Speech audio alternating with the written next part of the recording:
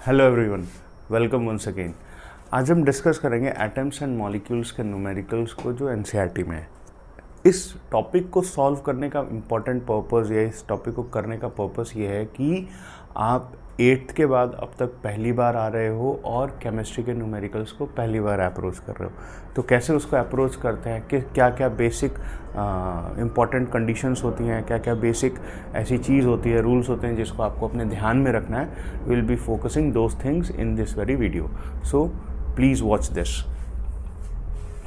आप देखेंगे कि पहला क्वेश्चन आपके पास है, calculate relative molar mass of water. Relative molar mass जब भी आपके पास आएगा तो it's a dimensionless, I mean इसका कोई डायमेंशन नहीं होता, क्योंकि जब भी हम रिलेटिव मोलर मास की बात करते हैं तो ये 1/12 कार्बन 12 एटम से इस स्पेसिफिक मॉलिक्यूल का कंपैरिजन किया जाता है। तो इस तरह के चीज़ों का कभी भी कोई यूनिट नहीं होता। वेरएज़ जब भी हम मोलर मास की बात करते हैं, जैसे molar mass of nitric acid HNO3 को कंपेयर किया गया है, तो इस केस में जो यूनिट होती है वो ग्राम पर मोल होती है। ये बहुत इंपॉर्टेंट और बेसिक बात है, इसको बार बार अपने दिमाग में किसी भी तरीके से ध्यान से रखने की ज़रूरत है। तो अगर हम वाटर की बात करेंगे तो वाटर में आपको पता ही है कि इस कंडीशन में जो वाटर है तो हाइड्रोजन का मास कितना होता है, 1। तो 1 और 2 एटम है तो इंटू 2 प्लस दूसरा जो हमारे पास एटम है इसको प्लस 16 करेंगे, तो जो टोटल मास निकल के आएगा दैट इज़ 18। टोटल मास निकल के आएगा दैट इज़ 18। ये डायमेंशनलेस क्वांटिटी होती है, तो आपको हमेशा ये ध्यान रखना है। उसके बाद से आता है molar mass. Molar mass of nitric acid, nitric acid का मतलब HNO3 होएगा।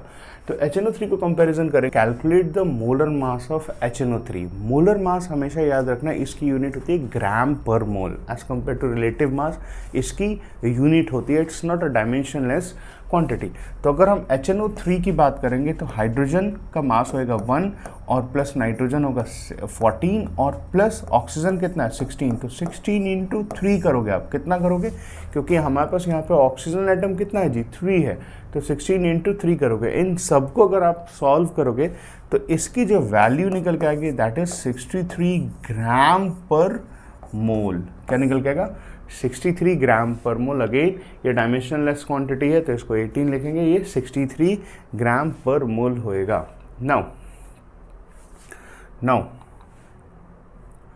इसको देखेंगे। अब ये जो पॉइंट है यहाँ पे हमारे पास क्या लिखा गया, formula unit mass. Formula unit mass is basically for ionic type of compounds. Ionic type of compounds का मतलब जो अपने आयन्स फॉर्म में रहते हैं। क्यों, क्योंकि इस मॉलिक्यूल को अगर आप तोड़ोगे तो कैल्शियम किस फॉर्म में रहेगा, +2 फॉर्म में रहेगा, Cl नेगेटिव, ये साथ में कंबाइन होकर कैल्शियम क्लोराइड बना रहे हैं, साथ में कंबाइन होकर क्या करा रहे हैं, कैल्शियम क्लोराइड। तो जब भी हम फॉर्मूला यूनिट मास लिखते हैं किसी भी स्पीशीज़ का, तो उसमें हम हमेशा याद रखिएगा कि उनको हम किस में कंपैरिजन कर रहे हैं, इनका हम कैसे कंपैरिजन कर रहे हैं, क्योंकि ये आयनिक कंपाउंड है। तो इसमें भी सॉल्व हम करेंगे, जो इनका एडिशन होएगा वो सेम मेथड से होएगा। तो हमारे पास कैल्शियम का टोटल मास कितना होता है 40 और प्लस हमारे पास क्लोरीन कितना होता है 35.5 और 35.5 को इंटू 2 करेंगे, तो 35.5 को इंटू 2 करेंगे और 40, इन सबको सॉल्व करोगे, ऐड करोगे तो वैल्यू कितनी आ रही है 111 के आसपास आ रही है, 111 के आसपास आ रही है। इसको देखिएगा ध्यान से कि फॉर्मूला यूनिट मास जब भी लिखा होएगा ना जी, तो हमेशा आयनिक कंपाउंड के लिए formula unit mass is always for a ionic compound. Next question की तरफ चलते हैं। नेक्स्ट क्वेश्चन थोड़ा इंपॉर्टेंट है, percentage composition by weight. Percentage composition जैसे क्या होता है, परसेंटेज कॉम्पोजिशन बाय वेट कोई बहुत ही बड़ा कॉन्सेप्ट नहीं है, आसान सा कॉन्सेप्ट है। जैसे आपको अपने क्लास में आपको अगर 100 में 90 मार्क्स मिले तो आपका परसेंटेज कितना होएगा, 90% होएगा। सेम उसी तरीके से ये भी चीज़ है। आपको क्या मेंशन करना है, याद रखना है कि हमें सेम उसी कॉन्सेप्ट को यहाँ पे अप्लाई करना है। अब यहाँ पे देखोगे कि 0.24 ग्राम sample of a compound of oxygen and boron was found by an analysis contain 0.096 gram of boron and 1.44 gram of oxygen. हमें परसेंटेज कॉम्पोजिशन कैलकुलेट करना है इन सब का। तो याद रखिएगा कि अगर हम ऑक्सीजन को देखेंगे तो ऑक्सीजन को हम हमेशा किस फॉर्म में लिखेंगे, O2 की तरह लिखेंगे, क्योंकि ऑक्सीजन गैस फॉर्म में होता है, डायटोमिक मॉलिक्यूल होता है, तो इसको हम किस में लिखेंगे, O2 के फॉर्म में लिखेंगे। तो ऑक्सीजन का हमारे पास ऑक्सीजन कितना दे रखा है जी, 0.144 ग्राम दे रखा है। और बोरॉन कितना दे रखा है जी, बोरॉन कितना दे रखा है, बोरॉन कितना दे रखा है, बोरॉन दे रखा है 0.096 ग्राम। तो अगर हम इसका ऑक्सीजन का परसेंटेज निकालने की कोशिश करेंगे तो हमारे पास जो फॉर्मूला होता है ना, वो होता है मास ऑफ द एलिमेंट्स और compound by total mass of molecule into 100। क्या है, मास ऑफ एलिमेंट और compound divided by total mass of the molecule. तो हमारे पास अगर हम ऑक्सीजन का निकालेंगे, इस ऑक्सीजन का अगर हम इधर निकालने की कोशिश करेंगे तो हमारे पास ऑक्सीजन का कितना है, हमारे पास 0.144 डिवाइडेड बाई हमारे पास total mass of the compound, total mass of sample of the compound कितना है 0.024 इंटू 100 करने की कोशिश करेंगे। जब आप इसको सॉल्व करोगे तो इसका आंसर 60% के पास आएगा। इसका आंसर इस वैल्यू को सॉल्व करोगे तो 60% के आसपास आएगा। अगर आप बोरॉन को देखोगे तो वही कॉन्सेप्ट दोबारा लगाना है, बोरॉन को देखोगे तो वही कॉन्सेप्ट दोबारा लगाना है।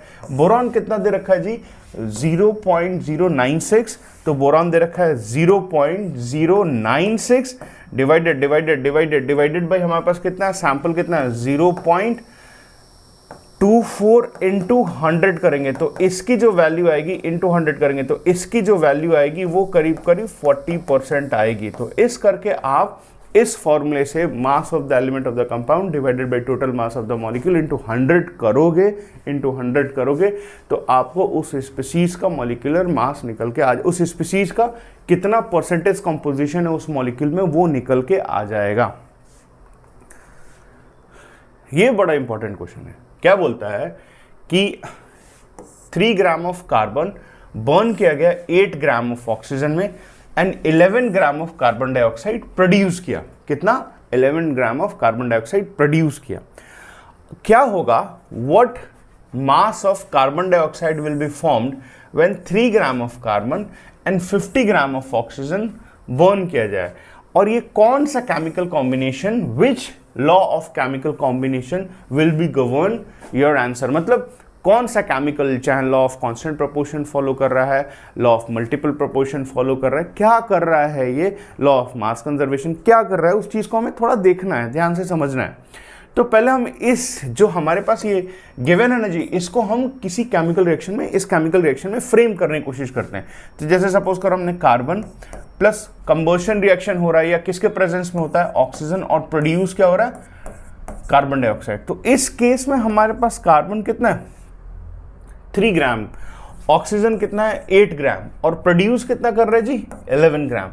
तो अब देखो कि इसमें रिएक्टेंट साइड में जितना हमारे पास ग्राम दे रखा है ना, चाहे 3 ग्राम कार्बन दे रखा है, चाहे 8 ग्राम कार्बन दे रखा है, ये सब कंज्यूम्ड हो रहा है। और टोटल इधर कितना हो रहा है, दोनों को ऐड करोगे तो 11, और दोनों मिलके कितना प्रोड्यूस कर रहे हैं जी 11। इसका मतलब क्या है कि 100% कार्बन और 100% ऑक्सीजन इस केमिकल रिएक्शन में कंज्यूम हो गया। अब आपने क्या किया कि अब क्वेश्चन में क्या किया कि कंडीशन चेंज कर दी। कंडीशन चेंज करने का मतलब कि इस सेकंड कंडीशन में ये 3 ग्राम दे रखा है और ये कितना दे रखा है 50 ग्राम। ये कितना दे रखा है 3 ग्राम। तो आप देखो कि जब ये रिएक्शन आगे की तरफ प्रोसीड करेगा तो जैसे ही कार्बन रिएक्शन के दौरान खत्म होएगा,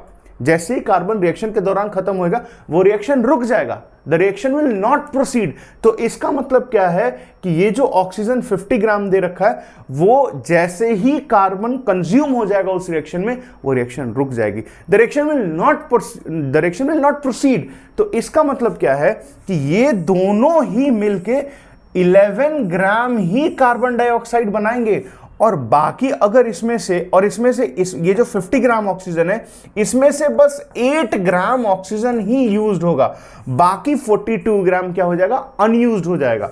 तो जो प्लस इसमें ऑक्सीजन निकलेगा वो कितना होगा 42 ग्राम, वो अनयूज्ड होगा। अब इसमें देखो बहुत ध्यान से कि ये किस चीज को फॉलो कर रहा है, तो लॉ ऑफ, हमेशा याद रखना, लॉ ऑफ कांस्टेंट प्रोपोर्शन को प्रोड्यूस कर रहा है, लॉ ऑफ कांस्टेंट प्रोपोर्शन को ये फॉलो कर रहा है।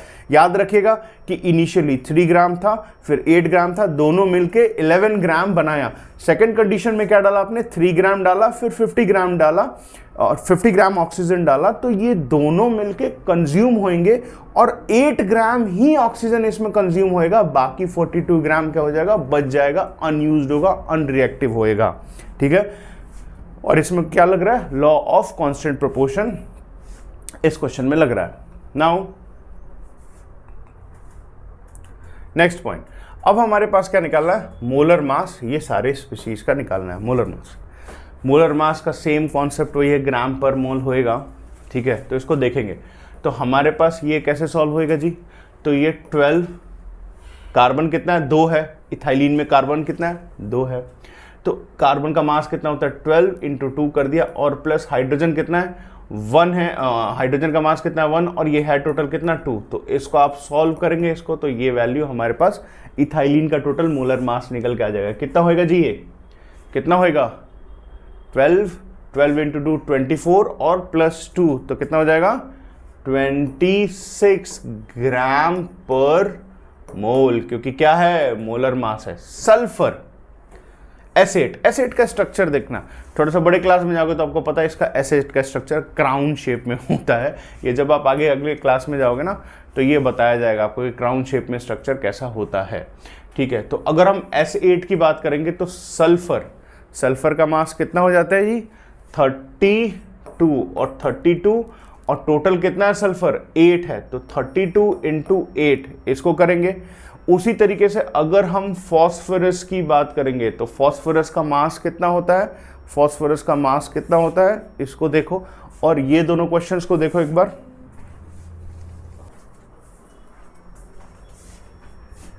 ठीक है, तो अब हमारे पास क्या है, फॉस्फोरस का मास कितना हो टोटल गिवन है 31, तो 31 इंटू टोटल हमारे पास कितना, ये कितना 4, 31 × 4, इसको सॉल्व कर देंगे तो निकल जाएगा ये वैल्यू।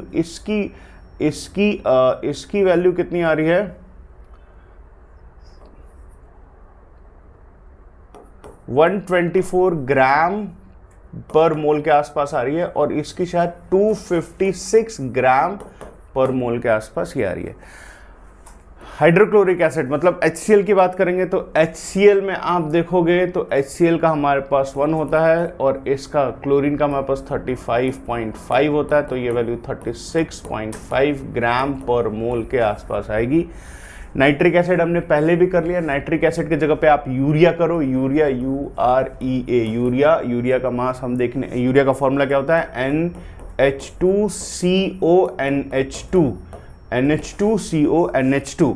तो इस पूरे मॉलिक्यूल में नाइट्रोजन कितना है, 2 है, तो 14 × 2 किया, क्योंकि नाइट्रोजन का मास कितना है 14, और प्लस हाइड्रोजन कितना है 4 है, तो हाइड्रोजन का मास कितना होता है 1 × 4 किया, और प्लस कार्बन कितना है जी 1 है, तो 12, और प्लस ऑक्सीजन कितना है 16।